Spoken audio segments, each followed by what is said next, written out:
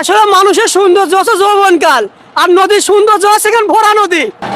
আসসালামু আলাইকুম বন্ধুরা, আমরা চলে আসলাম সেই আমাদের কুমারখালী সেই খোকসা ক্লাব সেই কি বলে নৌকাঘাট। যাক, আমরা অনেকদিন পর নৌকাঘাট পার হচ্ছি। সূর্যের আবহাওয়া, সূর্য তাপমাত্রা দেখতে পাচ্ছেন আপনারা, অনেক সুন্দর একটা পরিবেশ। লোকেশনটা দেখেন, ওয়াও, অসাধারণ। আল্লাহর প্রকৃতি আসলে অসাধারণ সুন্দর, যা মানুষ কল্পনার বাইরে সৌন্দর্য। বাচ্চা ভাই কিছু বলবেন এই নদীর বিষয়ে? আসলে গড়াই নদী আমাদের অত্যন্ত একদম পরিচিত। আমরা গড়াই পাড়ের মানুষ, আমরা গড়াই নিয়ে অহংকার করি।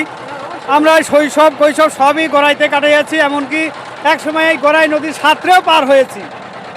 আসুন আপনারা গড়াই নদী দেখতে হলে চলে আসুন আমাদের এলাকায়। আসলে গড়াই নদীর প্রাকৃতিক সৌন্দর্যের কথা বলে শেষ করা যাবে না। আসসালামু আলাইকুম কাকা, আপনি কিছু বলেন এই গোড়া নদীর সম্পর্কে কিছু বলেন।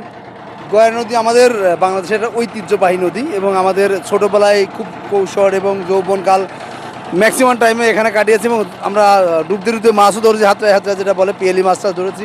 অসম্ভব ভালো লাগে আমার, বিশেষ করে ভালো লাগে যদি সবসময় এই নদীগুলো ভরা থাকে, তাহলে অনেকেই মাছ ধরে জীবিকা নির্বাহ করতে পারতো। আসলে মানুষের সৌন্দর্য আছে যৌবনকাল, আর নদীর সৌন্দর্য আছে এখানে ভরা নদী। অর্থাৎ আমরা এখন চলে আসি কুমারখালী আমাদের সেই নদীতে, সেই নদীর ভরা যৌবন দেখতে। দেখুন, যত পানি নদীতে বৃদ্ধি পাবে, নদীর সৌন্দর্য তত বৃদ্ধি পাবে। আর দেখুন, দেখো, ওয়াও, সুন্দর একটা পরিবেশ। সূর্যের আলোয় ঝিলমিল করছে নদীর আলো, নদীর জল। সরি, যাই হোক, সবাইকে অসংখ্য ধন্যবাদ।